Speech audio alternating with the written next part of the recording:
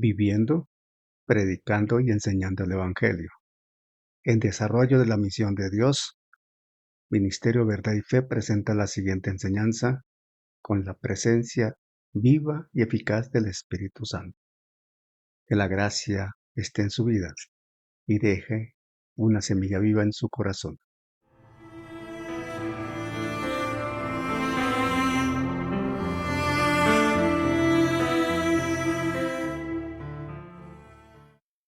Viviendo, predicando y enseñando el Evangelio.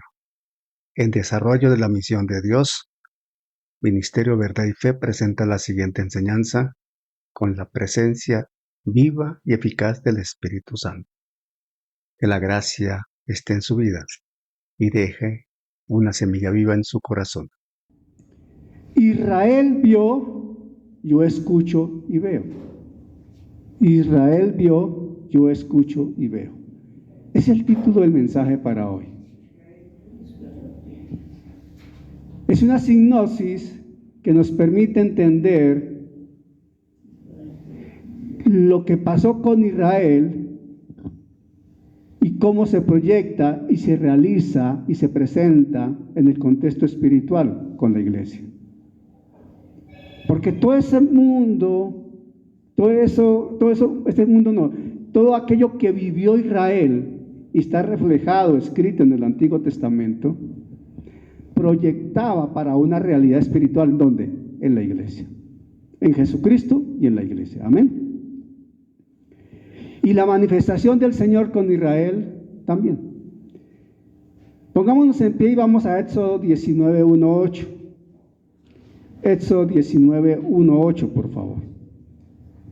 Y dice la Escritura en Éxodo 19, del 1 al 8, así. Dice así. Y leemos en el nombre del Padre, del Hijo y del Espíritu Santo. Éxodo 19:1-8.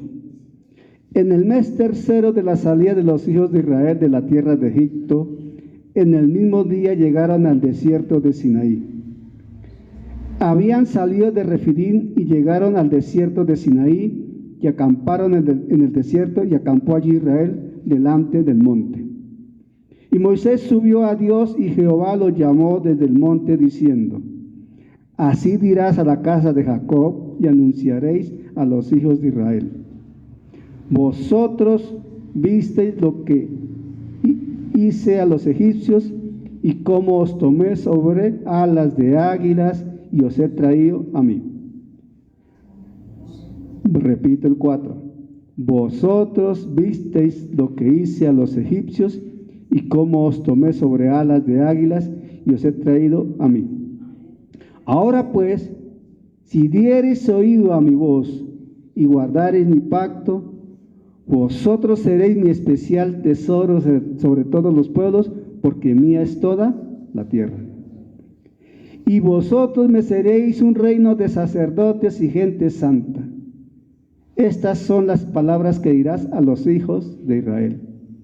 Entonces vino Moisés y llamó a los ancianos del pueblo y expuso en presencia de ellos todas estas palabras que Jehová le había mandado. Y todo el pueblo respondió a una y dijeron: todo lo que Jehová ha dicho, haremos. Y Moisés refirió a Jehová las palabras del pueblo. Amén. Ahora vayamos al Nuevo Testamento. Vayamos a Hechos 22, 14 y 15. No pierda el pasaje que tenemos allí porque vamos a trabajar sobre él. Pero vayamos ahora al Nuevo Testamento. Vamos a Hechos 22, 14 y 15. Y es Pablo escuchando a Ananías, de parte de Dios a través de Ananías, escuchando lo siguiente. Hechos 22, 14, 15. Pablo está contando cómo es que él se convirtió. Y Hechos 22, 14, 15 dice: y él dijo: el Dios de nuestros padres te ha escogido para que conozcas, atención a esa palabra, para que conozcas su voluntad y veas al justo y oiga la voz de su boca, porque serás testigo suyo a todos los hombres de lo que has visto y oído. Amén. Amén. Sentémonos, por favor. Son dos pasajes bastante dicientes, dos hechos muy claros. Éxodo 19:4 dice: vosotros visteis lo que hice a los egipcios. ¿Qué destacaba en aquellos tiempos a Dios delante de su pueblo? Los hechos portentosos que hacía el Señor. Israel era testigo directo y beneficiado único de las portentosas obras que hacía el Señor en favor de ellos. Indiscutiblemente Israel veía cómo el Dios Todopoderoso lo respaldaba y protegía, ¿verdad? Indiscutiblemente Israel vio, pero algo, Israel como tal no escuchó la voz de Dios en forma directa. ¿Me estoy explicando? Quien escuchó la voz de Dios era el líder, y en este caso Moisés. ¿De acuerdo? Sin embargo, si referimos rápidamente lo que está en Hechos, refiere lo que sucede con la iglesia en particular y con cada uno de los creyentes puntualmente. Cada uno de nosotros tenemos el privilegio, por gracia, plan perfecto de Dios y voluntad divina, tenemos el privilegio de haber sido primero que todo escogidos y de poder conocer su voluntad. No solo escucharlo, sino de conocerlo, verlo, escucharlo, para ser testigo suyo a todos los hombres de lo que hemos visto y oído. ¿En virtud de qué? Porque hemos sido escogidos, primero que todo. Y contamos con la presencia del Espíritu Santo, porque templo somos del Espíritu Santo.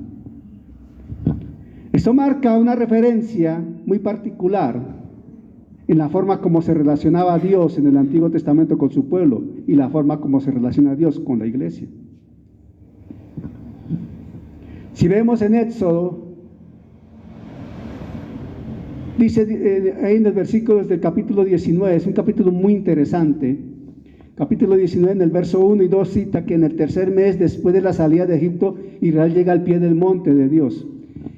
Y cuando comenzamos a leer con cuidado, vamos a notar varias cosas muy interesantes. Atención a lo siguiente. Vamos a notar primero que todo que Israel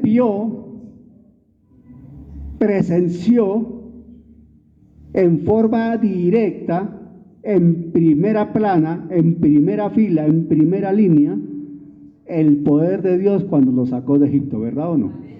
Completamente, ¿sí o no? Ellos vieron esa prodigiosa manifestación del poder de Dios, del respaldo de Dios, de la manifestación de Dios por ellos.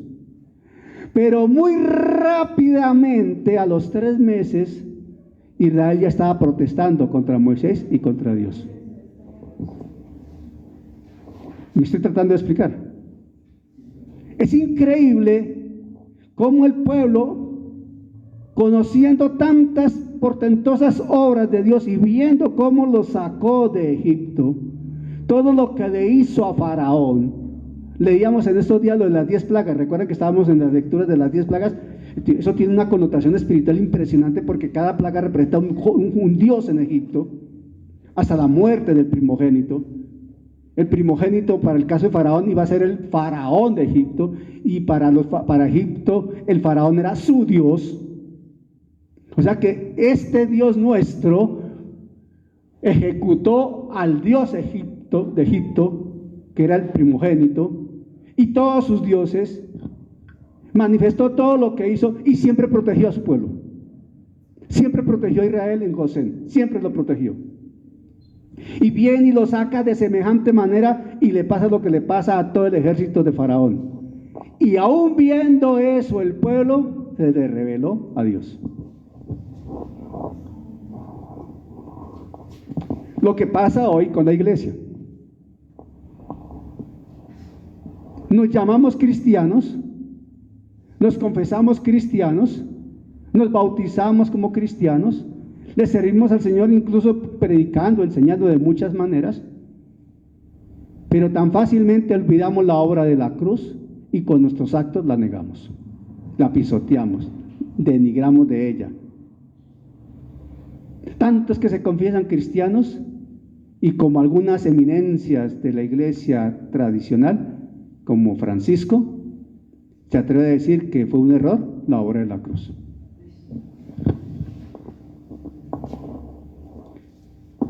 Entonces, ahí en el 19:1 y 2 dice: en el mes tercero de la salida de los hijos de Israel de la tierra de Egipto, en el mismo mes, en el mismo día llegaron al desierto de Sinaí. Habían salido de Refidim y llegaron al desierto de Sinaí y acamparon en el desierto y acampó allí Israel delante del monte. Bueno, llegaron allá. Era un plan de Dios lo que Israel estaba viviendo. Cuando nosotros miramos los mapas, ahora que estoy enseñando geografía bíblica, cuando nosotros miramos los mapas, es muy interesante ver que voy a tratar de simularlo aquí. Aquí está Egipto,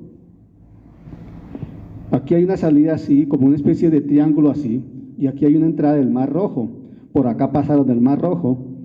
Y para ir a la tierra prometida, el camino más corto era por acá, pero el Señor lo llevó por acá,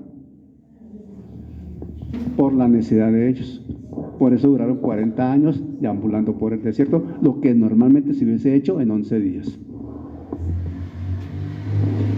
Y hay creyentes que las bendiciones espiritualmente son de 11 días, pero por sus actuaciones demoran 40 años para recibirlas.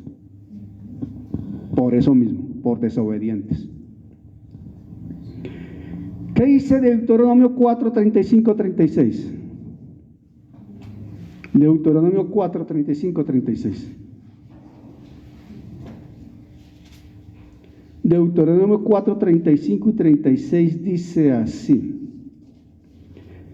a ti te he mostrado para que supieses que Jehová es Dios y no hay otro fuera de él. Amén. Desde los cielos te hizo oír su voz para enseñarte, y sobre la tierra te mostró su gran fuego, y has oído sus palabras del medio del fuego. Amén.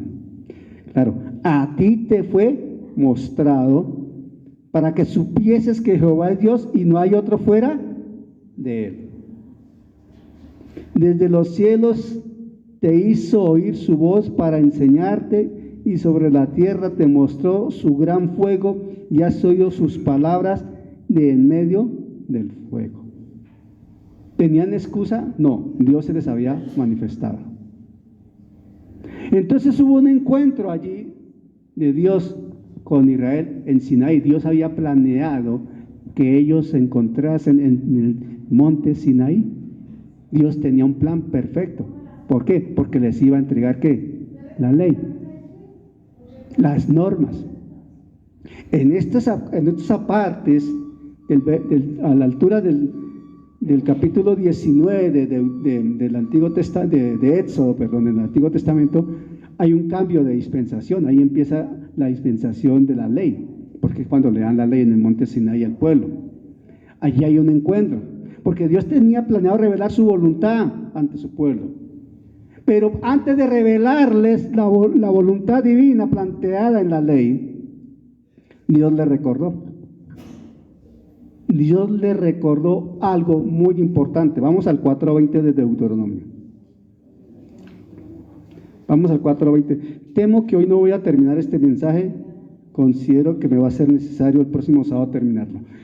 4:20 de Deuteronomio.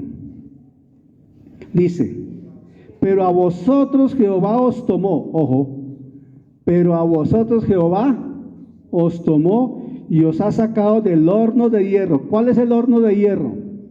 Egipto. Mire cómo Dios califica a Egipto. ¿Horno de qué? De hierro. ¿Cómo se sentirá una persona en un horno de hierro al fuego pleno? Eso es simbología del mundo y de lo implacable que es el pecado para una persona en el mundo. De allá lo sacó Dios. De Egipto, para que seáis el pueblo de su heredad, como en este día. ¿Para qué? Para que seáis el pueblo de su heredad. Nosotros tenemos una herencia perfecta en Jesucristo. Amén. El pueblo de su heredad. Y ahí mismo, en el 4, pero versos 32 y 33 dice el Señor lo siguiente.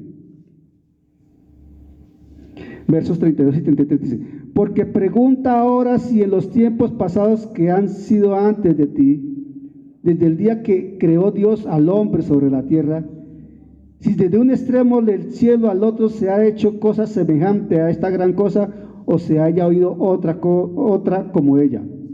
¿Ha oído pueblo alguno la voz de Dios hablando del medio del fuego, como tú la has oído sin perecer? Le está hablando a Moisés, porque Moisés, ¿de qué fue testigo directo y privilegiado como ese mensajero de Dios? Dios le habló ¿en dónde? En la zarza ardiente. Y la zarza ardía, mas no se consumía. Y Moisés escuchó la voz de Dios. Recuerdan que él estaba allá y escuchó la voz de Dios. Y el Señor dijo: quítate el calzado porque estás en tierra santa. Ok. En ese orden de ideas, si nosotros vamos a Éxodo 19:4, síganme con cuidado. Dios le recuerda al pueblo algo puntual, concreto, directo, específico. Dice: vosotros visteis lo que hice a los egipcios y cómo os tomé sobre alas de águilas y os he traído a mí. O sea, atención, miren esto. Voy a tratar de hacer un paralelo porque es muy interesante. Está diciendo el Señor a su pueblo: vosotros sois testigos, no tienen la más mínima duda de lo que he hecho por ustedes. Miren lo que hice con Faraón.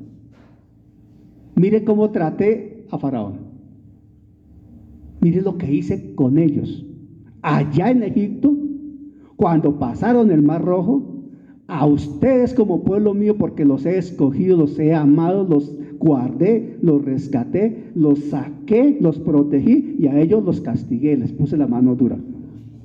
Y cuando ustedes salieron de allá, los despojaron porque todas esas alhajas, todas esas telas, todos esos vestidos fueron para ustedes. ¿Eso dice la Escritura o no dice la Escritura? Eso dice la Escritura, ¿cierto? Es más, los egipcios le decían: váyase ya. Más o menos eso es lo que la Escritura transmite. Tome, ¿qué más quiere? Plata, dinero, joyas, tome, pero váyase. Y lo sacó. Ustedes vieron lo que hice y no lo pueden negar. Hoy el Señor podría decirle al mundo: ustedes son testigos de lo que hice en la cruz con mi hijo. Ustedes son testigos de la obra de la cruz. No la pueden negar.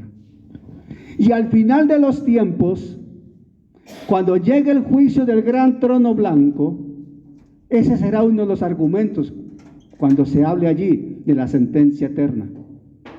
Porque el Señor, como juez justo en ese debido proceso, dirá: ustedes vieron lo que he hecho. Y cada uno tuvo la oportunidad y no la tomó. Al punto de entregar a mi hijo en la cruz del Calvario. A ese punto ha llegado el amor de Dios y la oportunidad de Dios con los hombres. Porque la misma Escritura dice que Dios es un Dios que tiene misericordia de quien quiere tener misericordia. Y Él ha querido tener misericordia con el hombre, la ha tenido y la sigue teniendo todavía. Porque aún Él espera que todos procedan al arrepentimiento. Amén. O sea, que nadie al final de los tiempos, cuando llegue el juicio del gran trono blanco, podrá decir: yo no sabía, yo no tuve la oportunidad, y yo no tuve cómo. No, nadie. Porque todos los argumentos estarán completamente rebatidos. Es un justo actuar de Dios como el juez justo. Es un proceso completamente transparente. El Señor me lo ha permitido entender de esa manera, que desde los comienzos hasta ese día, siempre cualquier argumento que se levante en contra de lo que Dios ha hecho, o para tratar de argumentar el hombre en su defensa, Dios le dice: no señor, no señor, no señor. Y el mayor de ellos, la obra de la cruz. Y la paciencia de Dios para con el hombre. Amén. Ustedes vieron lo que yo hice. Y ahí es muy importante la primera persona. Ustedes vieron, está hablando alguien en autoridad, ustedes vieron lo que yo hice. La soberanía de Dios, la autoridad de Dios. Amén. Entonces, Israel había visto. Israel lo vio. Israel fue testigo. Lo que hizo Dios a los egipcios en todo ese devenir. La forma en que Dios convirtió el agua amarga en agua dulce, por ejemplo, en el desierto. Cómo proveyó comida en medio del desierto, ¿verdad? De manera milagrosa, de manera de verdad prodigiosa. Cómo Dios extrajo agua de una roca. Miren, este cuadro, yo quiero que ustedes saben que yo uso la expresión dimensionemos. Y por favor, hagamos una reflexión por un momento. Recordemos y analicemos cifras. ¿Cuántas personas llegaron con Jacob a Egipto cuando José los trajo? 72, 70, 72 dice la escritura, ¿verdad? Después de 430 años exactamente dice la escritura. Yo dije 450 el otro día, otros dicen 400 para redondear, pero la escritura habla de 430 años. Hablan de 600,000 personas más o menos, pero cuando se hablan de 600,000 personas hay que sumar mujeres, hay que sumar niños y otras personas que iban allí. Se calcula que eran más o menos 2.500.000 personas los que salieron de Egipto. Entonces empecemos a dimensionar por la cantidad de gente, e iban con todos sus enseres, iban con todo el trasteo. Ellos no dejaron ni una pezuña en Egipto. ¿Sí me estoy explicando? Todos se lo llevaron. Cada banca se la llevaron. Cada pandero se lo llevaron. Cada micrófono, todos se lo llevaron. No dejaron nada en Egipto. Porque esa era la orden. Entonces imagínense en el trasteo que tenían. Partamos de la dimensión del milagro. Se abre el Mar Rojo y pasan todos en seco.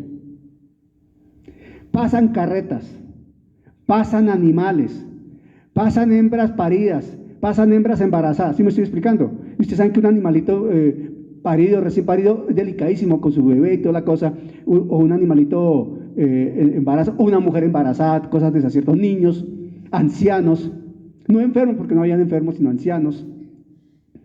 Pasan. Calculen 2.600.000 personas más todo el trasteo pasando el Mar Rojo. ¿Cuánto demoran pasando el Mar Rojo? ¿Qué ancho tenía la abertura que hizo el Señor para que pasaran? Dimensionemos. Es que uno a veces lee y lo ve así, pero cuando uno se pone a mirar el detalle, aquí hay que ponerle el detalle, hermano, para ver el prodigio del milagro. Eso es lo que llama el Señor al pueblo. Ustedes vieron, pero como que ustedes vieron y lo pasaron y como que así nomás. Observen de qué estamos hablando. Ahora, llegan allá y vamos a mirar lo del agua. Están sin agua. Claro, es un desierto. Empiezan a protestar, a renegar y a hacerle asamblea y sindicato a Moisés. Pero se les olvida que están bajo la cobertura de un Dios de todo poder. Se les olvida que hay una nube que los protege del sol. Se les olvida que hay una nube que les da calor en la noche, porque el frío, ustedes saben que el desierto es extremo. En la noche puede tener menos 30 grados y por el día puede tener 60. ¿Me estoy explicando? Son cosas impresionantes en el desierto. Y el Señor les da cobertura con una nube y frescura con esa nube para que vayan durante el día con un fresco, y por la noche les da una columna de fuego que les da calor. Y para ellos eso, como nada. No, Señor, eso es tu obligación. No, espérense. Ahora nos falta agua. Correcto. ¿Qué vamos a hacer sin agua? Oiga, ¿quién es el que lo sacó de allá? ¿Quién es el que lo lleva? Pero empiezan a protestar porque les falta agua. Tan delicados ellos. Y sale agua de una roca. Hermano, por favor, no la asocie con la llave de allí de lavamanos. Piense que es agua para 2.600.000 personas más todos los animales. A ver, calcule cuánta agua salió para que 2.600.000 personas beban, tengan agua y tengan agua para sus animales. Un pueblo de 2.600.000 personas con todos sus animales. Salió agua de una roca. ¿Cómo era ese torrente de agua de esa roca? ¿Lo hemos reflexionado? He ahí el poder de lo que Dios hace. Uno necesita reflexionar en lo que la Escritura señala. Por eso es tan importante reflexionar, por ejemplo, en lo que fue la obra de la cruz, cómo el castigo que recibió Jesús. Cuando uno entra en detalles de cómo era el castigo a los condenados a muerte, a la crucifixión, es impresionante lo que pasó con Jesús. No solamente con decir que recibió 30 latigazos, sí, recibió latigazos, en qué condiciones y bajo qué circunstancias. Entonces, cuando uno llega a reflexión, uno dice, pero ¿y estos por qué se quejan? Miren lo que Dios hizo. Extrajo agua de una roca para darles. Porque la compañía, el poder, las proezas de la grandeza de Dios estaban una y otra vez ahí, una y otra vez ahí. Yo un día estaba predicando y surgió este tema en Madrid y le pregunté a alguien, una niña venezolana ella, entonces le dije, oye, cuéntame una cosa, ¿cuántos pares de zapatos tú has comprado? Imagínate que Israel en ese entonces no necesitó comprar zapatos porque ellos nunca cambiaron de calzado. ¿Dice eso o no dice eso la Escritura?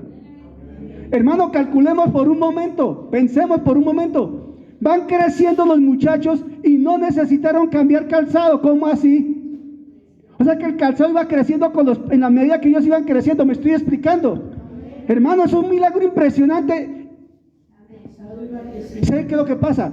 Que nos acostumbrábamos a vivir con esa gracia plena, permanente, y no la entendemos, no la dimensionamos, solo cuando la perdemos. Por eso el adagio popular dice que nadie sabe lo que tiene hasta que lo pierde. El pueblo se acostumbró a tener eso y no lo entendían, porque para ellos era normal. Pero cuando alguien les decía, espérense, ustedes han cambiado de calzado, no, han cambiado de vestido, no. Normalmente la gente cambia de vestido porque si el muchacho crece, hay que comprarle zapatos o no. Hay que comprarle ropa, claro. ¿Y usted no? A ver. Entonces, y nuestra cultura, si nos trasladamos a ese momento y decimos, ¿cómo así estos durante todo ese tiempo en el desierto y nunca cambiaron de calzado? Señor, qué milagro. No necesitaron ropa, Señor, qué milagro. Economía doméstica. Pero aún más, no lo mordían los escorpiones, y habían escorpiones, cascabeles en cantidad, y ellos, pero cuando hubo desobediencia, los mordían las serpientes y los escorpiones. ¿Y qué tocó hacer? Fue cuando, miren allá, las serpientes esa que hicieron. ¿Me estoy explicando? Estas lecturas es para reflexionar de los prodigios que Dios hacía, lo portentoso de Dios, lo majestuoso de Dios. Pero eso se queda chiquito ante la obra de la cruz. ¿Me estoy explicando? Todo eso era apenas sombra de la obra de la cruz, hermano. Todo se queda pequeño ante la obra de la cruz, porque la obra de la cruz implica que el Hijo de Dios dejó el trono celestial y vino a hacerse hombre para morir en una cruz. Dejó el trono celestial, dejó su condición de Dios en el trono celestial y vino a hacerse maldito como hombre para morir en maldición en la cruz. Pero lo tomamos como algo así, todo bien, todo chévere, y le exigimos a Dios, le exigimos al Señor, le hacemos sindicatos, le protestamos, y hay unos sinvergüenzas que se atreven a decir, te doy 3 días para que me respondas. ¿Han escuchado cosas como esas? No, son unos bárbaros, atrevidos, sinvergüenzas. ¿Cómo así que uno le dice a Dios y le pone condición y le establece este tipo de ultimátum a Dios? Te doy 3 días para que me respondan. Y son tan sinvergüenzas que así enseñan desde los púlpitos, perdiendo todo respeto por Dios, todo temor por Dios.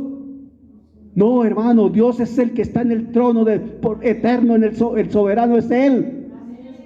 Por gracia tenemos lo que tenemos. Busquen Lamentaciones, por favor. Busquen Lamentaciones. A ver si lo encuentro aquí. Busquen Lamentaciones, capítulo 3. ¿Alguien lo tiene? A la altura del verso, no lo he encontrado todavía. No lo he encontrado. ¿Dónde está? Se me perdió Lamentaciones ahora. Capítulo 3 de Lamentaciones, a la altura del verso 21, 22, si estoy bien, hasta el 24, si recuerdo bien. ¿Alguien lo tiene? Esto recapacitaré en mi corazón, por lo tanto esperaré. Por la misericordia de Jehová no hemos sido consumidos, porque nunca decayeron sus misericordias. Luego son cada mañana grandes tu fidelidad. Mi porción es Jehová, dijo mi alma, por tanto en él esperaré. Amén. ¿Hasta ahí? ¿Cómo dice el siguiente? Bueno es Jehová a los que en él esperan, al alma que le busca. Bueno es esperar en silencio la salvación de Jehová. Bueno le es al hombre llevar el yugo desde su juventud, que se siente solo y callado, porque es Dios quien se lo busca. Ponga su boca en el polvo, por si aún hay esperanza. Dé la mejilla al que le hiere y sea formado y aprenda. Porque el Señor no desecha para siempre, antes sí aflige también, se compadece según la multitud de sus misericordias, porque no aflige ni entristece voluntariamente a los hijos de los hombres. Listo. Amén, hermano.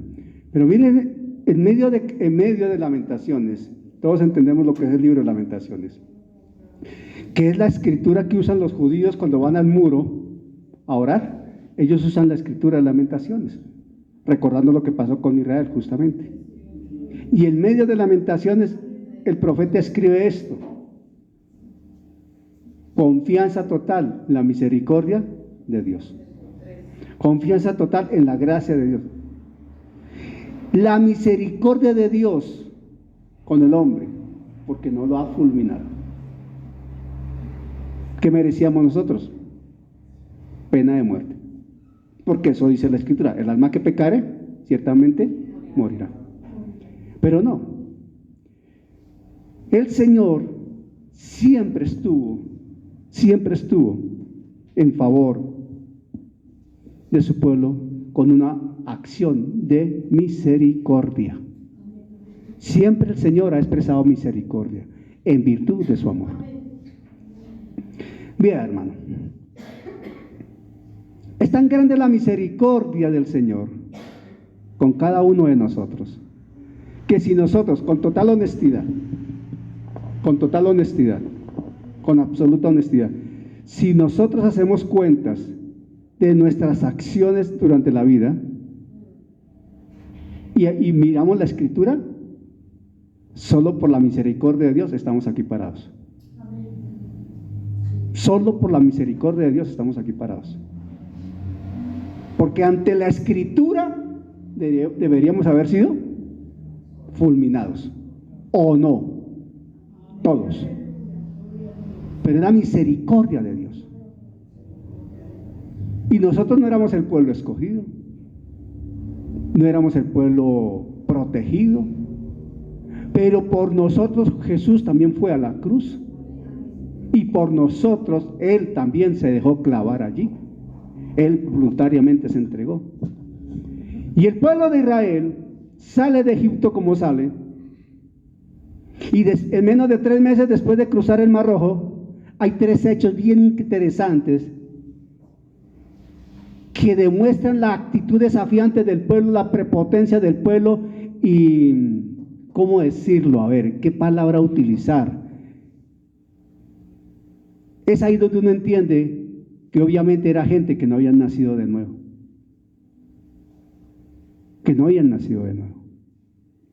Porque había soberbia, prepotencia, orgullo.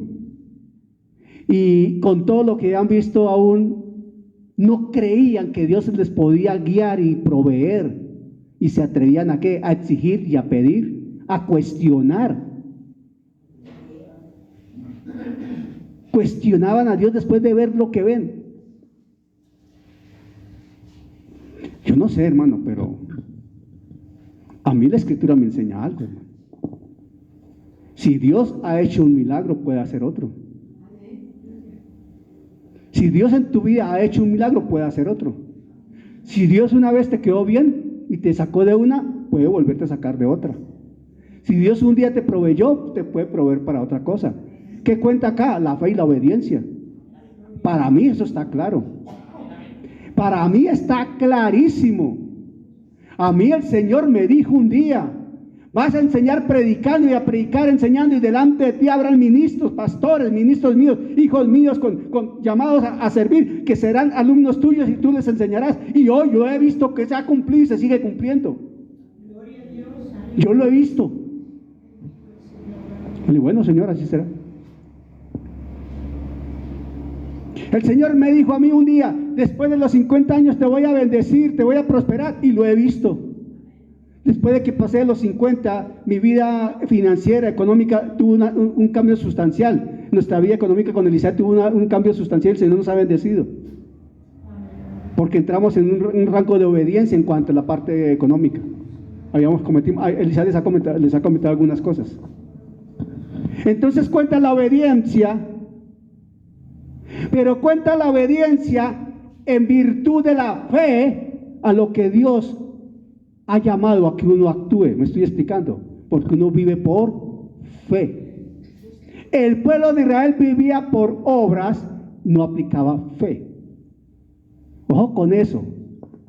Ojo con eso. Cuando ellos dicen allá en el capítulo 19, lo que diga Jehová, eso haremos, uno dice: tan obedientes. No, es que no lo hicieron. Me estoy explicando. No lo hicieron. ¿Por qué? Porque a los 3 meses de haber salido, de haber pasado, ya estaban protestando. Entonces, ¿habían creído? ¿Había fe? ¿Había obediencia? No. Simple y llanamente no. La iglesia hoy aquí está llamada a obedecer en virtud de la fe. A eso estamos llamados. El caso del agua amarga. 3 días después del cruce del Mar Rojo, ya tenían problemas con el agua amarga. Éxodo, vamos a Éxodo. Uy, hermano, esto va para largo, hermano. Esto va para largo y el próximo sábado debo subir. No, esos temas me fascinan. A mí esos temas me fascinan, hermano. Por algo el Señor me lo puso allí, que lo tomara. Éxodo 15, versos 22 al 26. Miren lo que pasa allá. Atención. Éxodo 15, 22 al 26. Voy a leer acá. El agua amarga de Mará. E hizo Moisés que partiese Israel del Mar Rojo. Y, ojo, han pasado, atención, acaban de pasar el Mar Rojo, ¿sí? Están al otro lado del Mar Rojo. Y desde ahí toman la ruta. E hizo Moisés que partiese Israel del Mar Rojo y salieron al desierto de Shur. Y anduvieron 3 días por el desierto sin hallar agua. Y llegaron a Mara o Mará, como se pronuncie, y no pudieron beber las aguas de Mará porque eran amargas, y por eso le pusieron el nombre de Mara. Entonces el pueblo murmuró contra Moisés y dijo: ¿qué hemos de beber? Y Moisés clamó a Jehová, y Jehová le mostró un árbol y lo echó en las aguas, y las aguas se endulzaron. Allí les dio estatutos y ordenanzas, y allí los probó. Y dijo: si oyeres atentamente la voz de Jehová tu Dios, e hicieres lo recto delante de sus ojos, y dieres oído a sus mandamientos, y guardares todos sus estatutos, ninguna enfermedad de las que envié a los egipcios te enviaré a ti, porque yo soy Jehová tu sanador. A ver, atención. Hagamos una reflexión de conciencia. Hagamos una reflexión de conciencia. Y apliquemos un principio de lógica. 3 días. Hoy es sábado, viernes, jueves, el miércoles. Pasamos el miércoles el Mar Rojo. Vimos lo que vimos, ¿cierto? Vimos lo que vimos cómo Dios nos protegió, nos salvó, vimos lo que Dios hizo con los egipcios, etc. Andamos 3 días y ya estamos protestando. Porque no hay agua. Ese Dios que abrió el Mar Rojo, ese Dios que castigó a los egipcios, ese Dios que nos protegió allá, ese Dios, y que toda la historia que sabemos, no nos puede dar agua aquí. Nos sacó de allá para matarnos de sed. Ya no tenemos agua. Y proteste. Moisés, hermano, ¿qué? A ver, ¿usted nos sacó aquí para qué, hermano? ¿Para matarnos de sed? ¿Qué hay en esos corazones?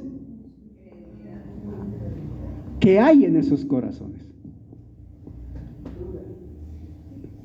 Eso es una reflexión profunda a la conducta del creyente hoy. Señor, yo no tengo mercado hoy. ¿Y el mes pasado tuviste? Sí. ¿La semana pasada? Sí. ¿Por qué no crees hoy? ¿Por qué no crees hoy? ¿Me estoy explicando? Señor, ¿qué es que? A ver, ¿cuántos años tienes? 59. Perfecto. Tienes 59 años. Y en tus 59 años, ¿has dormido en la calle o a la intemperie? No. En los 59 años, ¿has pasado hambre, un hambre que no diga definitivamente es que has pasado hambre? No, tampoco. Pues a veces un solo golpe al día, pero hambre tampoco. En los 59 años es que no has tenido zapatos, ropita. No, por lo menos algún vecino me regala algo, pero he tenido ropa. En los 59 años, ni un hospital si te enfermas. No, tampoco. Y entonces, o sea, no quiero ponerlo en los mínimos, pero quiero hacer entender que tampoco es para que uno diga, es que mire, entonces, ¿cómo llegas a 59 años y la gracia no está contigo y la misericordia? Entonces no hubieras vivido 59 años. ¿Me estoy explicando? Pero somos tan facilistas para protestarle a Dios. Señor, es que yo quería papa lavada y esta está toda mugrienta, me toca lavarla.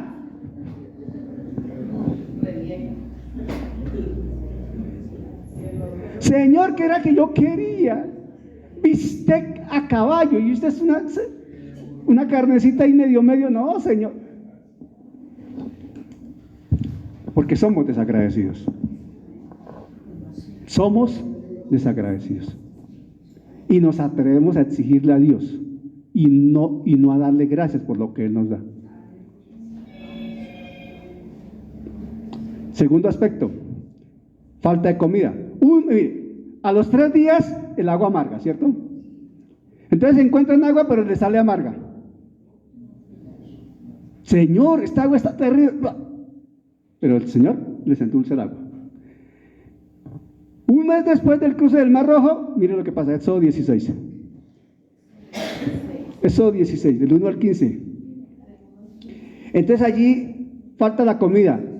Hay rata que les falta la comida del 1 al 15 del 16. Un mes después, hermano,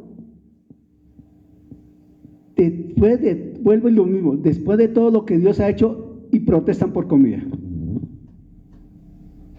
¿No sería más fácil para el pueblo decir, Moisés, el Señor ha sido bueno con nosotros, organicémonos, vamos a clamar, vamos a adorar, vamos a dar gracias y vamos a pedirle al Señor que tenga misericordia y que nos permita ver cómo hacemos para comer? ¿No es lo correcto? Pero aquí no, sindicato. Dame. El principio esencial de un ayuno no es el sindicato espiritual. No es el pedirle a Dios, dame. Como Rabito, dame. El principio esencial es de adorar, de honrar, de reconocer, de someter la carne para adorar al Señor en espíritu y en verdad. Ese es el principio esencial de un ayuno. Amén. Porque yo conozco y yo pasé por ahí, donde un ayuno, eso es, hermano, eso es un sindicato, eso es un pliego de peticiones. Es un pliego de peticiones. Y la gente confunde el ayuno y lo han ritualizado. Ojo con esto, en muchas partes el ayuno se ha ritualizado. ¿Por qué? Porque lo convierten como un medio para torcer el brazo a Dios. Señor, yo voy a ayunar 40 días, Señor. Voy a ayunar 40 días y tú me das ese televisor de 64 pulgadas que tanto quiero, porque ese 58 que tengo ya me parece feo. No, así hay mucha gente es así. Mucha gente es así. Señor, yo voy a ayunar 40 días, Señor, voy a ayunar 40 días, Señor, y tú me vas a permitir que me aumenten el sueldo 4 veces más, Señor, porque con lo que tengo ahorita, que son 5 mínimos, no me alcanza, Señor. Y ritualizan el ayuno. El ayuno no es para eso. El ayuno no es para eso, hermano, hermana. Qué pena si de pronto te bajo el bus. El ayuno no es para eso. El ayuno es para venir a decir, Señor, aquí estoy. Para decirte gracias, Padre. Aquí estoy para honrar tu nombre. Aquí estoy, Señor, para exaltar tu nombre. Aquí estoy para adorarte. Aquí estoy, Señor, para someter mi carne, que mi espíritu sea el que prevalezca. Aquí estoy, Señor, para decirte que te amo, que quiero servirte, que te adoro, Señor. Gracias, Padre, por tu gracia, por tu amor. Cambia completamente el contexto del ayuno. Pero en muchas partes usted viera las oraciones y los clamores que se hacen. Es que yo pasé por ahí, ¿no? Yo pasé por ahí. Y creo que más de uno acá también pasó por allá. El agua de Oreb, como 2 meses después del cruce del Mar Rojo. Éxodo 17. Esa sí la vamos a leer. Éxodo 17 del 1 al 7. Primero 3 días para las aguas amargas. 1 mes después para la falta de comida. Y el agua de Oreb, más o menos 2 meses. 17.1. Lo voy a leer del 1 al 7 rápidamente. Lo voy a leer. Toda la congregación de los hijos de Israel partió del desierto de Sin por sus jornadas, conforme al mandamiento de Jehová, y acamparon en Refidim, y no había agua para que el pueblo bebiese. Y altercó el pueblo con Moisés y dijeron: danos agua para que bebamos. Y Moisés les dijo: ¿por qué altercáis conmigo? ¿Por qué tentáis a Jehová? Así que el pueblo tuvo allí sed y murmuró contra Moisés y dijo: ¿por qué nos hiciste subir de Egipto para matarnos de sed a nosotros y a nuestros hijos y a nuestros ganados? Entonces clamó Moisés a Jehová diciendo: ¿qué haré con este pueblo?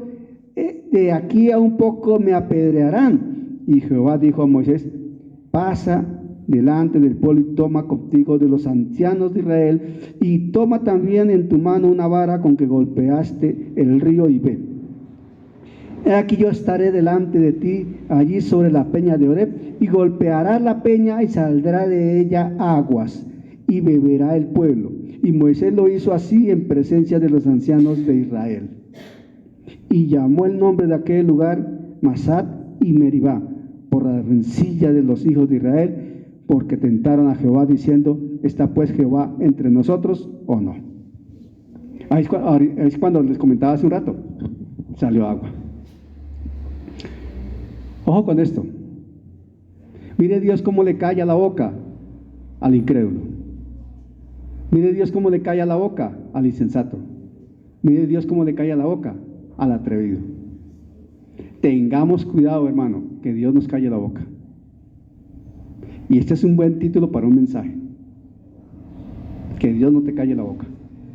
Porque Dios a veces obra y nos calla la boca. Ahí Dios le estaba diciendo: mire lo que yo hago. De una roca salió agua. Por eso les decía hace un rato, dimensionemos.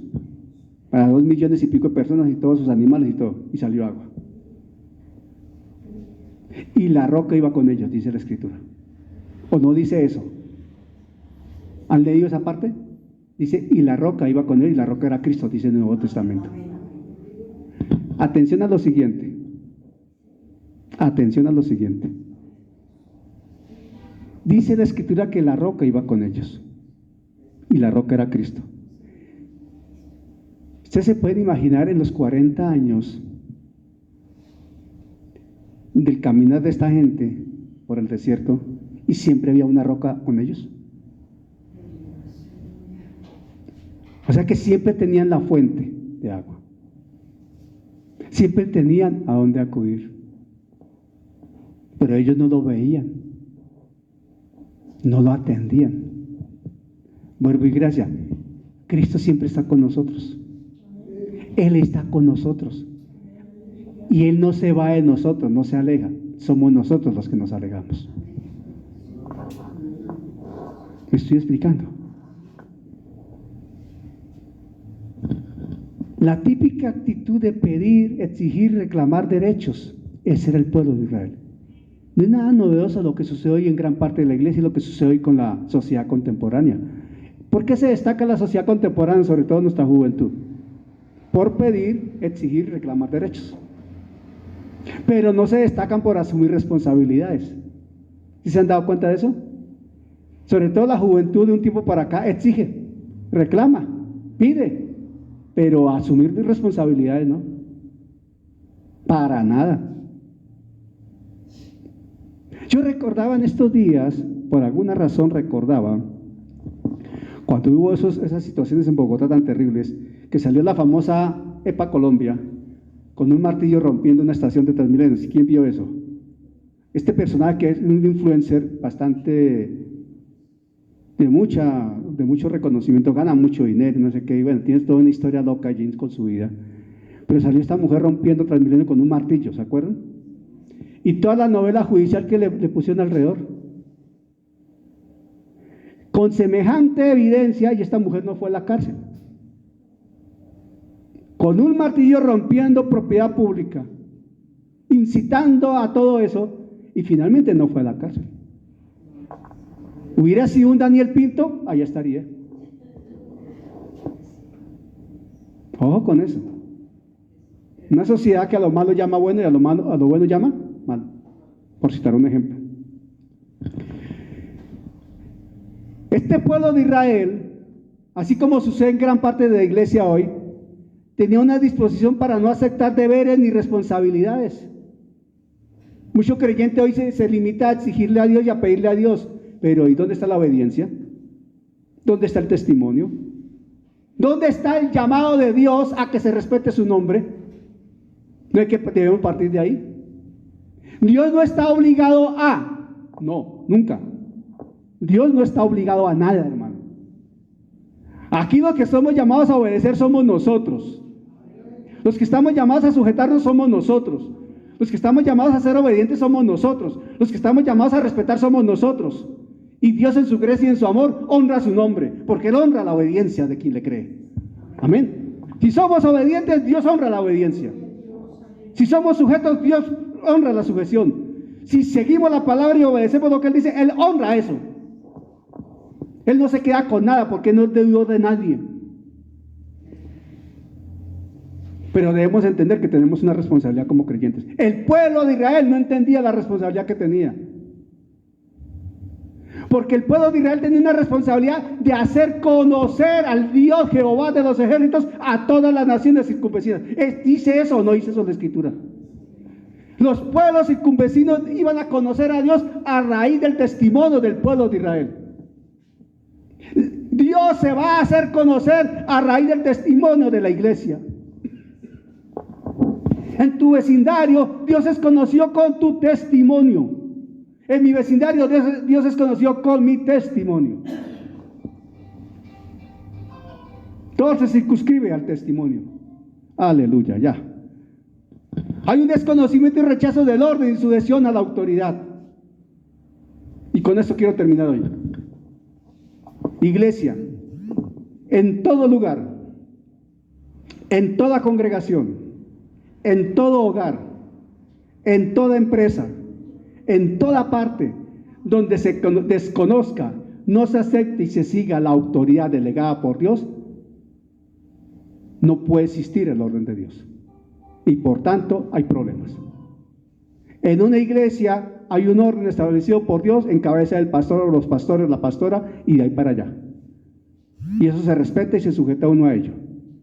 En una empresa el gerente es la autoridad, en una casa el papá es la autoridad, como corresponda, ¿verdad? Hay un orden de Dios, ese es el orden de Dios. Hermano, que la mujer, el orden de Dios es ese y no vamos a discutir eso. Pero es que Dios es antifeminista, Dios es solo machista. Hermano, eso yo no voy a entrar en esas discusiones, porque esos no son temas para discutir. Como creyentes, esos no son temas para discutir. Yo no me pego a una discusión de esa naturaleza, para nada, porque no me voy a prestar para semejante ridículo. Dios es un Dios de orden, simple y llanamente. Así es sencillo. Si Dios hubiese querido crear primero a Eva y después a Adán, las cosas serían diferentes, pero Dios hizo las cosas al contrario. ¿Qué hacemos? Pongámonos en pie. Dios es un Dios de orden. Dios es un Dios de orden y a ese orden debemos sujetarnos, entendiendo que Dios no avergüenza a quien le ha creído.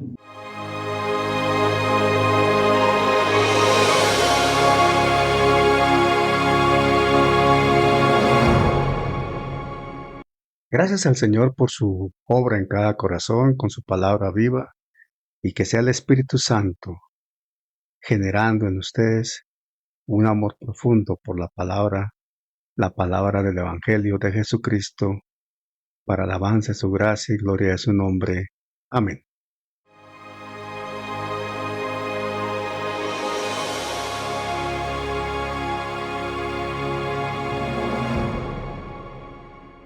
Gracias al Señor por su obra en cada corazón con su palabra viva y que sea el Espíritu Santo generando en ustedes un amor profundo por la palabra del Evangelio de Jesucristo, para alabanza de su gracia y gloria de su nombre. Amén.